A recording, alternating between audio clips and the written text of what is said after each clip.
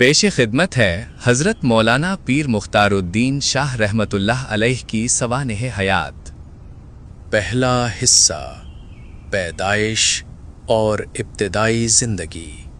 हज़रत मुफ्ती सैयद मुख्तारुद्दीन शाह साहब 2 जनवरी 1952 को सूबा खैबर पख्तूनख्वा के ज़िला हंगू इलाका करबोगा शरीफ में पैदा हुए।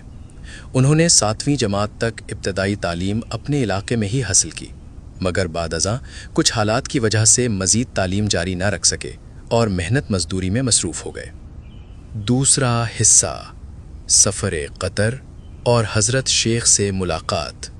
सन 1965 में सिर्फ 13 बरस की उम्र में वो वालिद साहब से 400 रुपये लेकर रोज़गार के सिलसिले में कतर चले गए। वहीं से 1969 में वो हज के मुबारक सफ़र पर गए। दौरान हज उनकी मुलाकात फ़ज़ाइल आमाल के मुसन्निफ़ हज़रत मौलाना ज़करिया कांधलवी रहमतुल्लाह अलैह से हुई। हज़रत शेखुल हदीस ने पहली ही मुलाकात में इन्हें अपने हाथों से हलवा खिलाया, अपना बना लिया और ऐसी दुआ दी जिसके समरात आज पूरी दुनिया देख रही है। तीसरा हिस्सा, बैअत और पाकिस्तान वापसी। इस मुलाकात के अगले ही साल 14 दिसंबर 1970 को उन्होंने नौजवानी की उम्र में हज़रत शेख के हाथ पर बैअत कर ली। फिर उन्होंने कतर की मुलाकात छोड़ी और दिल में इस्तिग़ना यानी बेनियाजी की दौलत लेकर पाकिस्तान आ गए।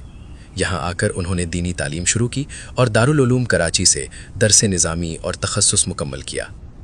चौथा हिस्सा, खिलाफत और इनकिसारी।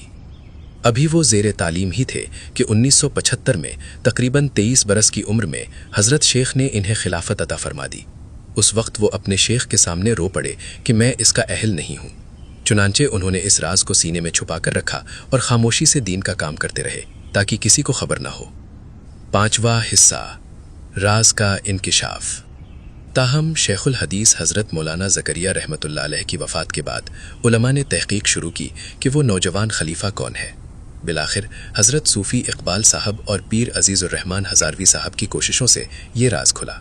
जब पीर अज़ीज़ुर रहमान साहब ने करबोगा शरीफ की मस्जिद में मजमे को बताया कि तुम्हारे ये इमाम हज़रत शेखुल हदीस के खलीफा हैं, तो पीर मुख्तारुद्दीन शाह साहब नाराज़ हुए क्योंकि वो शोहरत पसंद नहीं करते थे। छठा हिस्सा, खिदमात और तसानीफ़।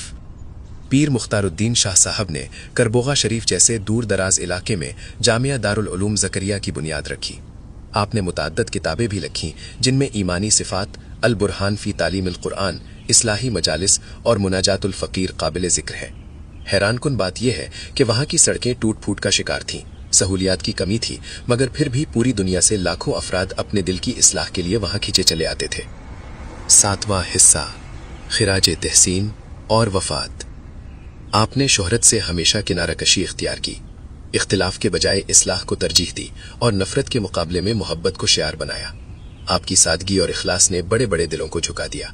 जो भी आपकी महफिल में बैठता वो खाली हाथ नहीं लौटता था। बिलाखिर 29 दिसंबर बरोज़े पीर ये अजीम हस्ती इस फ़ानी दुनिया से पर्दा फरमा गई। बज़ाहिर ये जुदाई है, मगर दर हकीकत ये एक ऐसी ज़िंदगी की तकमील थी जो आने वाली नस्लों के लिए मशअल राह बन गई। अल्लाह ताला हज़रत के दर्जात को बुलंद फरमाए, आमीन। एक अहम ऐलान यह है कि हम इस चैनल पर मलफूजात हकीमुल उम्मत को निहायत आसान अल्फाज में पेश करने का सिलसिला भी जारी रखे हुए हैं, लिहाजा इन कीमती बातों से मुस्तफीद होने के लिए हमारे साथ जुड़े रहें और लाइक और फॉलो ज़रूर कर लें ताकि खैर की ये बात फैलाने में आप भी हमारे शरीक बन सकें। जज़ाकल्लाह।